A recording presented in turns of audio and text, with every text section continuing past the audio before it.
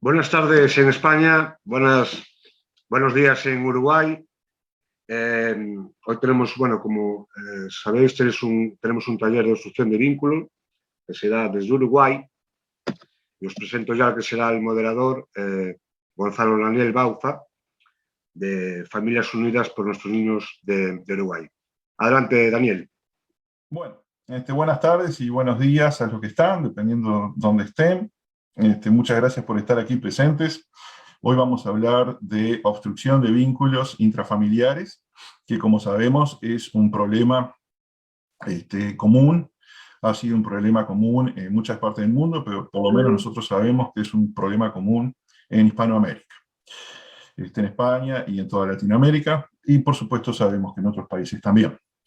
Lamentablemente, dada la estructura social y las leyes de los países, los derechos de los niños no están protegidos cuando las parejas se separan, ya sea por divorcio o por separación de hecho, y muchas veces se toman a los niños como rehenes del divorcio, y el progenitor, que tiene la tenencia del niño, utiliza eso como un arma contra el otro progenitor, realizando una obstrucción de vínculos. O sea, no deja que el otro progenitor vea al niño, no deja que, muchas veces que ni siquiera se comunique por él con teléfono, muchas veces directamente, muchas veces mediante hasta extorsiones, de no ves al niño si no me pasas dinero, o no ves al niño si no hacemos tal cosa.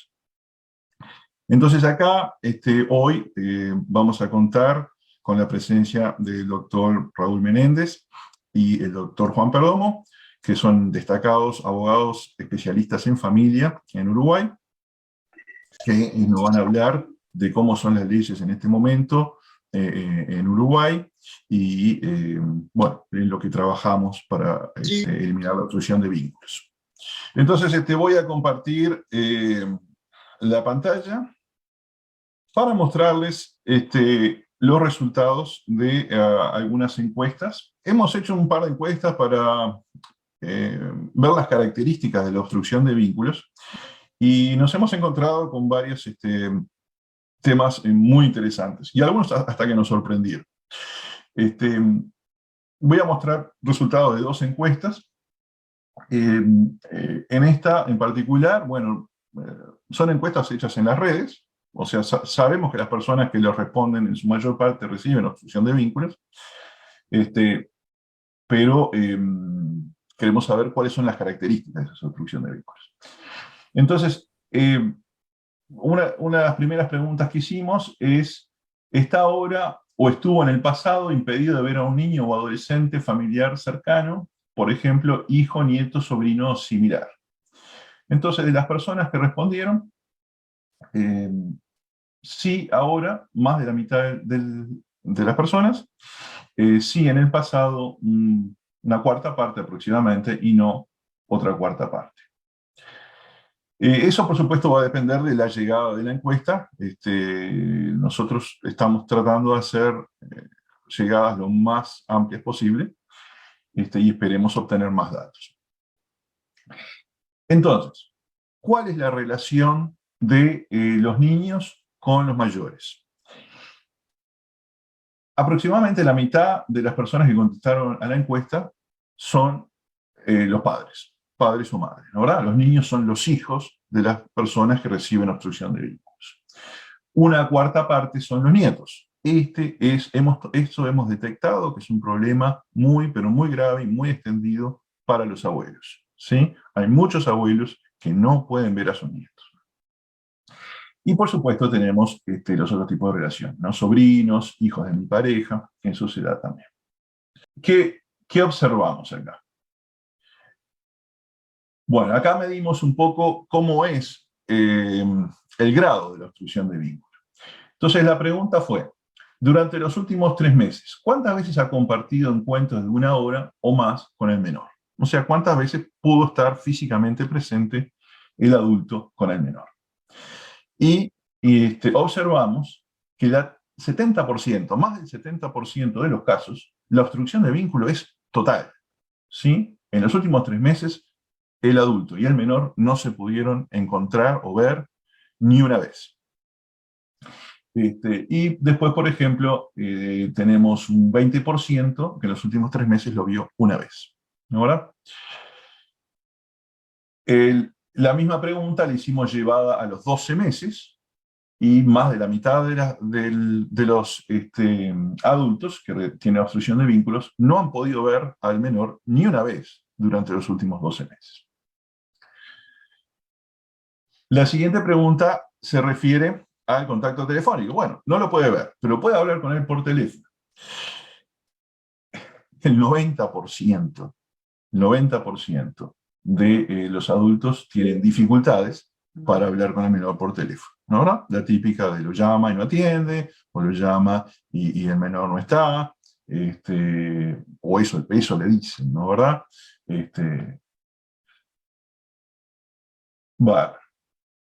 Después indagamos un poco cuáles son las características, cuáles son las razones por las cuales se da la obstrucción de vínculos, ¿no? Cuáles son los motivos por los cuales ese adulto no puede ver a ese niño. Nos encontramos que en un 21% de los casos hay medidas cautelares, ¿sí? Los jueces, y supongo que será similar en otros países, pero en Uruguay hay una denuncia de violencia de género, los jueces automáticamente, sin pedir ninguna prueba, ya dictan medidas cautelares y los niños no pueden ver a sus padres o a sus nietos, a sus abuelos, o a quien sea, por 3 meses o por 6 meses. Y esas medidas cautelares después se pueden ir renovando. O sea que en un 20% de los casos hay medidas cautelares impuestas por un juez. En un 75% de los casos la razón ha sido que la madre no deja verlo. En un 8% de los casos ha sido que otro adulto, que puede ser el padre o quien tenga la tenencia del menor, no lo ha dejado ver. Y también detectamos, obviamente, la alienación parental, ¿no? ¿Verdad? Puede haber alguna diferencia entre una encuesta y otra, pero en un 10% de los casos el niño dice que no quiere ver al adulto, lo cual es un claro ejemplo de alienación parental. Bueno, y tengo un par de cosas más de la otra encuesta y ya podemos ver las preguntas. No sé si hay alguna pregunta hasta ahora. A ver, sí, hay manos. Bárbaro. Carolina Valenzuela. Tenés que... Buenos días o buenas tardes, ¿cómo estás? Buenas tardes, porque tenemos la misma hora que Uruguay. Excelente. Bueno, levanté la mano principalmente, Gonzalo, para complementar que en Chile también se han hecho estudios similares, ¿ya? Y en Chile nosotros como agrupación pudimos transparentar que durante el tiempo de pandemia existieron 144.000 incumplimientos de régimen directo y regular de visitas establecidas, donde la principal causa fue simplemente la no entrega del menor. Es decir, había un régimen, no se cumplía. ¿Y por qué no se cumplía? Porque simplemente el padre o la madre no quería hacer entrega del menor. Cifra que igual es súper elevada, ¿no? Excelente, muy buen dato. Eso. Bueno, muchas gracias, Carolina, por tu aporte. Yendo a la otra encuesta, como ven, los resultados son más o menos similares. ¿Quién no deja que el menor lo vea? En este caso, en un 86% de las veces es la madre que no deja que el padre y otros familiares vean al menor. El padre no deja que la madre y otros familiares vean al menor en un 8% de los casos, y en un 6% es otro familiar. Y por supuesto también tenemos las medidas cautelares y tenemos la alienación parental. Muchas veces, estas encuestas obviamente fueron hechas a adultos, muchas veces obviamente en el 60% de los casos hay un niño involucrado, pero en el 25% 2 niños y en el otro 30% son más de 2 niños. Entonces, esos son los datos cuantitativos que tenemos de las características de la obstrucción parental. Buenos días, buenas tardes, Raúl. Muchas gracias por estar con nosotros. Buenos días, buenas tardes a todos, porque no sabemos de qué lugar del mundo nos están mirando. Mi nombre es Raúl Menéndez, yo soy abogado de familia, ejerzo en Uruguay, por supuesto tenemos una ley de género, que el tema que muchas veces impone medidas para ver a los niños. Tenemos un sistema de familia que dice proteger a los niños, pero el tema es, tenemos una mala praxis judicial galopante. El problema más grande que tenemos en nuestro país es que los jueces no están preparados para el sistema y el tema solucionar el tema de los niños. Explicando un poquito el tema, por ejemplo, nuestra Suprema Corte de Justicia dice que es preceptiva ante una denuncia de violencia el tema de corte del vínculo paterno-filial, ya sea con la madre o con el padre. Pero si uno se remite a la ley que tenemos en Uruguay, específicamente el penúltimo inciso de ese artículo dice que se debe consultar primero al niño, cosa que acá nunca se consulta. Se viola la Convención de Derechos del Niño, sobre todo la parte que dice específicamente que ningún niño va a ser separado de su familia contra su voluntad. Entonces, el gran problema que tenemos en Uruguay es el incumplimiento de las normas. El gran problema que tenemos en Uruguay es el problema de la mala praxis judicial. Por supuesto que el tema, sufrimos interrupción de vínculos, específicamente porque el juez lo tolera. El gran problema que tenemos es la ineficacia de la justicia, que vulnera los derechos de los niños todos los días. Hoy en Uruguay, en nuestro conglomerado, Familias Unidas por Nuestros Niños, está promulgando una ley, que es la ley de corresponsabilidad en la crianza.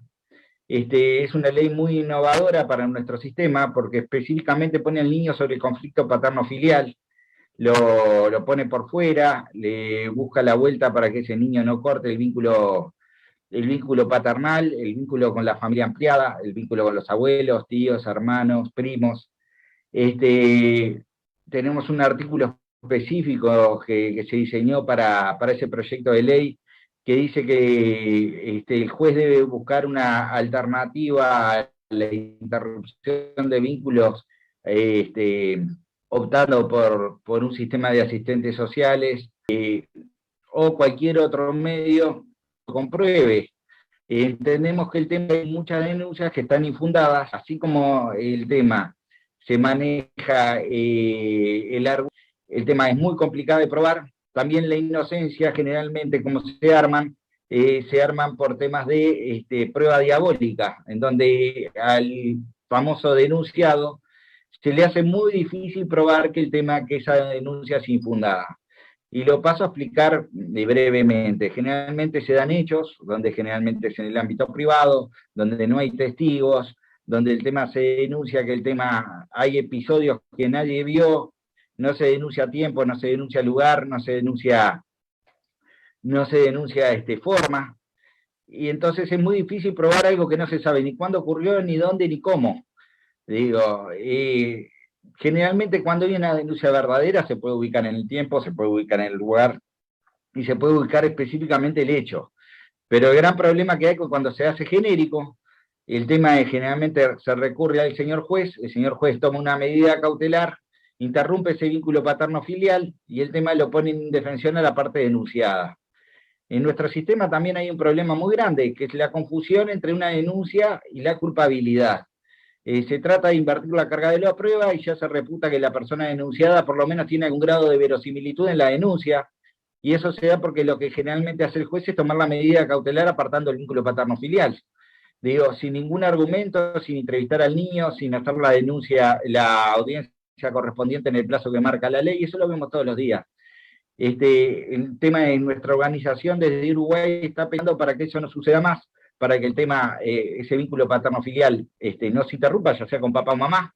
Tenemos muchas mujeres que también pasan por esto. Entendemos que hay muchas denuncias infundadas, falsas, el tema que tardan años en darse vuelta, y ese vínculo termina siendo dañado. Nuestra justicia tiene un gran problema, es que se aparta ese niño de repente de 3, 4, 5 años de ese papá, y el tema cuando se demuestra que esa denuncia es infundada y se archiva, pretende que los niños salgan corriendo a los brazos de ese progenitor. La verdad que el tema es, tenemos una paradoja en el tema de la ideología del señor juez, que el tema es, lo que trata de hacer es vulnerarle el derecho al niño, y que automáticamente se restituya cuando restituye las visitas. Es algo que es ilógico, que entendemos que no corresponde. Nuestra organización está luchando contra eso. Nosotros todos los días en el sistema nuestro judicial, tanto de familia común como de violencia de género, vemos cómo se le violan los derechos a las personas. Un sistema que generalmente dice proteger los derechos humanos es el primero que lo viola. Digo, tenemos gente que no está preparada para ejercer esa materia. Digo, ni tanto familia como violencia de género. Y se da una particularidad en nuestro país que capaz que no se da en otros países. Es que cuando un juez es sancionado, cuando un juez desconoce derechos, cuando un juez se manda una macana, o cuando el juez tiene que ser degradado, termina en familia. Entonces terminamos teniendo una peor justicia en un sistema, en un tema tan vulnerable como es el derecho de los niños, por gente que es inepta, que el tema que viene sancionada, que no conoce la materia, o que no pretende ni siquiera conocerla. Digo, tiene un desinterés total hacia la misma, y vemos que el tema que esos niños están siendo arrastrados, tema perverso. Entonces, por eso es que estamos en que ese vínculo no se interrumpa, en que el niño sea escuchado, digo, que el niño no se lo calle. Estamos también luchando de los juzgados para que el niño sea tratado como sujeto de derecho, como lo manda la Convención de Derechos del Niño, como lo manda nuestro Código de la Niñez y Adolescencia. Generalmente nos encontramos con una barrera infranqueable que es el juez. Y les explico por qué. Digo, el niño tiene que ser tratado como sujeto de derecho, pero nos encontramos siempre con un juez que no conoce al niño ni lo quiere conocer. Entonces, siempre nos preguntamos lo mismo.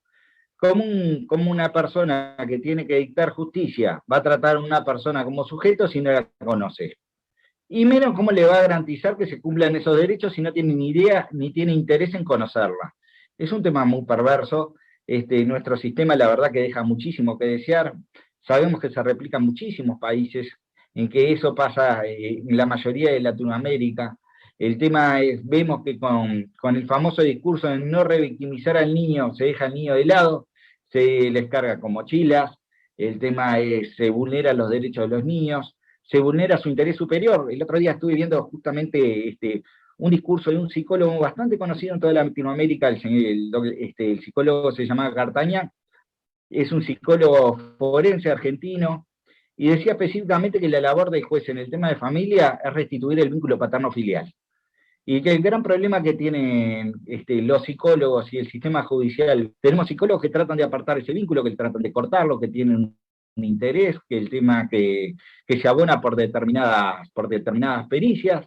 El tema es, nosotros el gran problema que tenemos en nuestro país es que no existen psicólogos forenses, no existe la especialidad, no se enseña en facultad, el tema se parten de metodologías clínicas en vez de metodologías forenses. Entonces, generalmente lo que nos encontramos es con pericias que el tema que son inexactas, que parten de una base científica errónea, o sin ninguna base científica, porque muchas veces muchos de los psicólogos que intervienen copian el discurso y ni siquiera les interesa verificar si ese discurso sale de algún lado donde pueda ser creíble. Entonces, es muy complicado ejercer en un país con un sistema tan perverso, donde el tema generalmente también tenemos otro problema con la justicia, es que una de las partes agrega alguna cosa para el expediente y no se da vista, o sea, no se da el contradictorio con la otra parte, no se le da la oportunidad de defenderse de lo que se pretende presentar, no se le da un plazo para contestarlos o aportar pruebas de que eso es en contra y que el tema que no refleja la realidad. Estamos en un sistema que el tema es muy perverso y nos lleva a la indefensión. Calculamos que en otros países pasa más o menos lo mismo. Tenemos una idea que de España también vemos que es un sistema muy similar, aunque un poco más serio que en Uruguay. Digo, en la Argentina tenemos una idea que si bien el sistema es muy similar, por lo menos tiene gente mucho mejor preparada que la que tenemos en Uruguay para desvelar este tipo de problemas, aunque el tema de los tiempos judiciales es muy similar, son eternos. El proyecto de ley que tenemos hoy en el Parlamento, que estamos esperando que se apruebe, acorta esos procesos. Entonces, entendemos que el tema que es una prioridad en nuestro país, que el tema que tendríamos que sacarlo adelante, que el tema que va a ser muy beneficioso para nuestros niños, que es una solución y que da armas a los operadores del derecho, porque el problema que tenemos es, sigo insistiendo, en que nuestros jueces no están preparados para la materia porque a muchos no les importa. Hay buenos jueces en familias, pero son muy poquitos. La mayoría violan los derechos a la gente.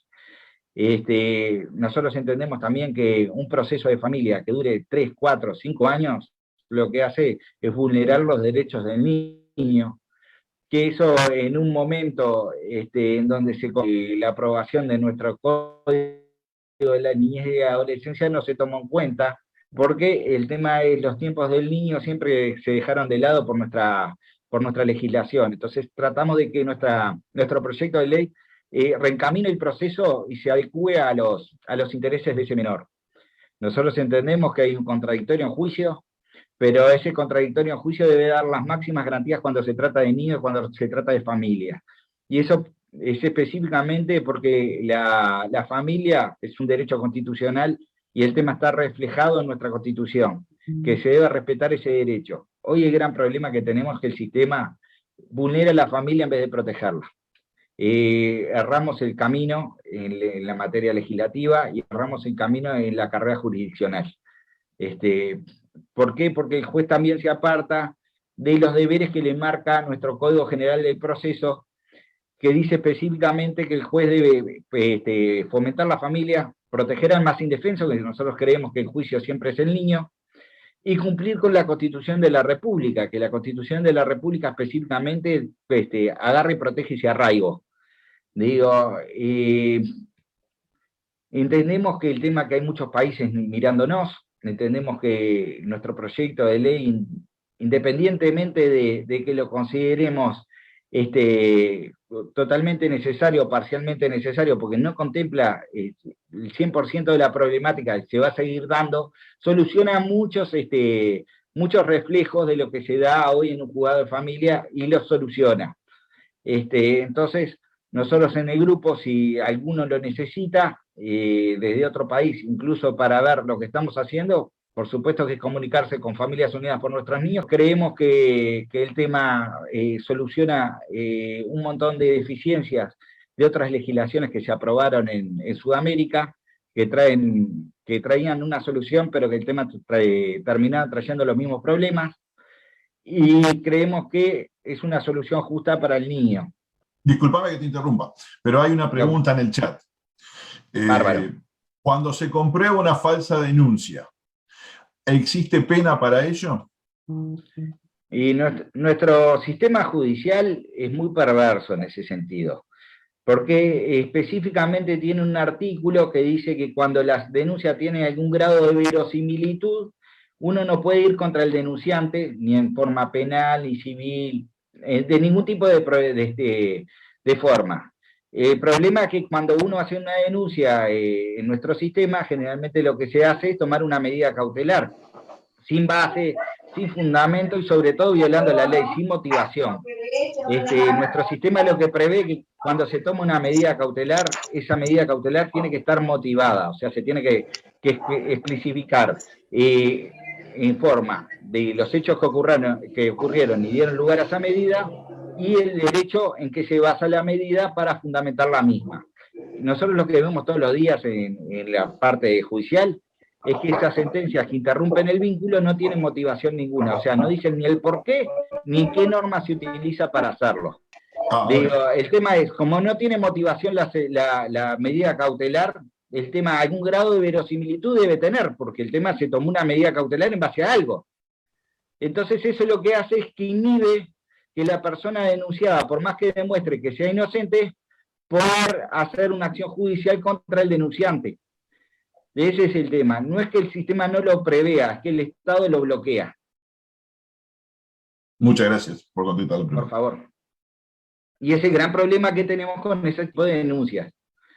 Generalmente lo que vemos en los juzgados de género es que el tema es, se termina archivando la denuncia y hay un desinterés en demostrar si la misma es verdadera o falsa. Se agota en sí misma. Otra pregunta. Hemos visto que en algunos países se están haciendo algunas iniciativas en cuanto a hacer registro de las personas de obstrucción de vínculos. ¿Cuáles son las bases jurídicas y qué resultados ha habido de esos registros de obstructores hechos? Nosotros lo que tenemos conocimiento es que en la Argentina ya está creado el registro de obstructores de vínculos. En Uruguay en un momento se quiso implementar en el año 2014 con un proyecto de una legisladora, el tema que hablaba de la obstrucción de vínculos y el bloqueo parental. Pero el tema no prosperó en el Parlamento por intereses ajenos a esa legisladora, no se aprobó. Nosotros lo que entendemos que lo que habría que haber es un registro de incumplidores de régimen de visitas. Que eso sí es comprobable, el tema que se podría oficiar específicamente al registro por cada incumplimiento comprobado en un juzgado de familia y registrarse, incluso hasta de repente con alguna connotación en el tema de organismos públicos o el tema de repente en el acceso a algún beneficio social. Eso podría estar bueno, digo, para evitar que esto ocurra. Pero en nuestro país el problema es que no quieren ni implementarse ni la idea. Sí, decime. Que dice que en Chile se pidió y quedó dormido en la Cámara de Diputados, y también las sanciones a las denuncias falsas. Acá pasó lo mismo. Pero Daniel, como tú sabes que ya lo consultamos en la Corte, ellos no llevan registros de juicios de incumplimiento de régimen de visitas. Claro. Y no llevan registros de las sentencias que lo comprueban. Entonces, prácticamente es imposible así. No les interesa el tema. Claro. Tenemos otra pregunta de Álvaro, que pregunta: ¿qué pasa si el juez pide hablar con la niña en audiencia y la madre no la lleva por certificados? Y bueno, en nuestro país pasa mucho eso. Incluso tenemos un problema muy grande, que no se cumple la recomendación número 12 del Comité de Derechos del Niño. La recomendación número 12 de Derechos del Niño dice específicamente que el niño no puede ir con ninguno de los dos progenitores a la audiencia para que el tema no sea manipulado por antes de que esté frente al juez. La solución que le encontraban era específicamente que lo llevara su defensor, en forma independiente de los dos progenitores. Digo, o a una influencia de un tercero.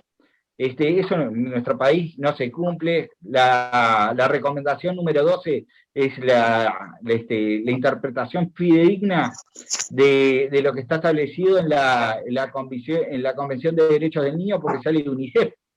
Digo, y lo que encontramos es que el tema es múltiples barreras de parte del juez que ni siquiera conoce la normativa.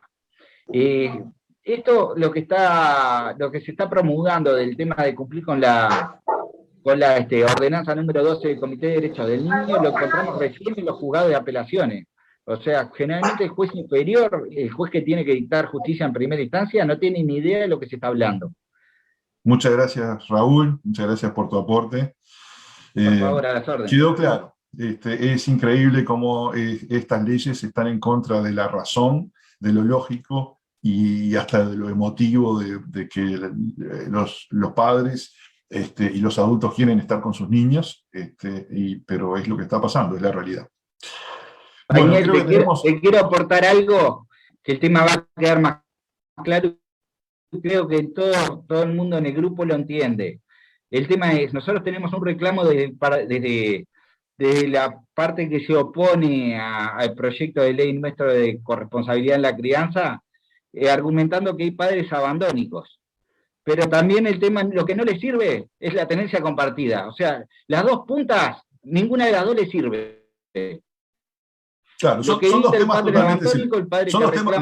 totalmente separados, ¿no? Pero hay gente que los pone juntos y que... Los pone juntos y no entendemos por qué, porque no les sirve ni el problema ni la solución. Entonces, es algo que no se entiende. Bueno, ahí veo que la abuela Trini... quería hacer.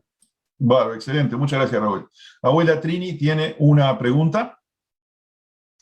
Sí, tengo una pregunta para el doctor Menéndez.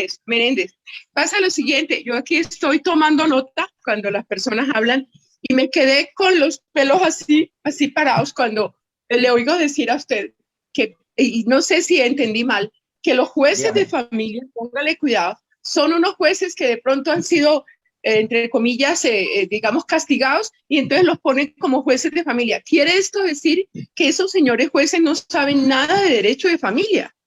Es que generalmente lo que pasa con nuestro sistema judicial en Uruguay es que el castigo para los jueces, cuando se mandan una metida de patas, mandarlos a familia.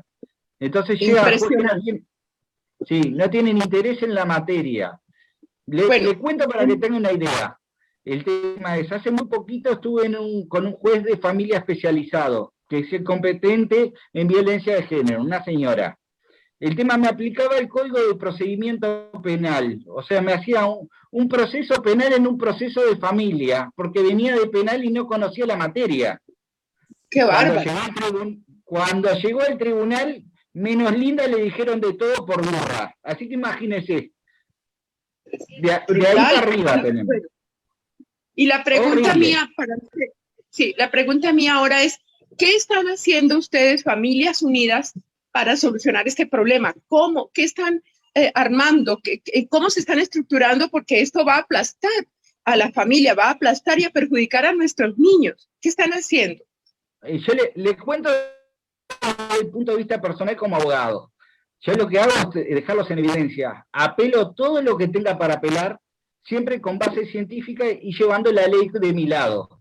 Yo fundamento lo que hago en juicio. Llevo todas las leyes. La mayoría de los jueces de familia que tenemos en nuestro país no entienden de lo que hablo. Yo les leo la ley y no saben de lo que estoy hablando. Así que imagínense lo que es. Correcto. Sí, complementando un poco la respuesta de Raúl y siendo breve y sucinto, ¿qué estamos haciendo? Bueno, estamos haciendo muchas cosas, no das 5 minutos para decir todo, pero en resumen, hemos ido a hablar con muchos parlamentarios, se ha hecho una comisión del Senado para estudiar la tenencia compartida, con la cual hemos ido a hablar también, y después hacemos publicidad en redes y otro tipo de publicidad en otros medios. En Uruguay es común pintar algunos muros pidiendo la tenencia compartida. Bueno, trabajo a todo nivel para que la gente conozca el problema, porque hay mucha gente que no conoce el problema y hay muchos grupos políticos y ONGs espurias que minimizan el problema. Eso como un resumen. Ahora estoy seguro que me estoy olvidando de otras cosas que Daniel, muchas gracias. Daniel, también te quiero aclarar, como tú ya sabes, a todos que lo que hacíamos también eran manifestaciones frente a los juzgados de familia antes de la pandemia. No los dejábamos trabajar. Eso nos daba muy buen resultado porque llamaba justamente la atención a los operadores jurídicos. Exacto. Manifestaciones frente a juzgados, manifestaciones frente a la Suprema Corte de Justicia. Bueno, lo puedo mencionar acá, por supuesto, hay varios grupos en Uruguay que tratan del tema. Hay uno que hace años simbólicamente deja un regalo frente a la Suprema Corte de Justicia el día siguiente al Día del Niño, ¿no?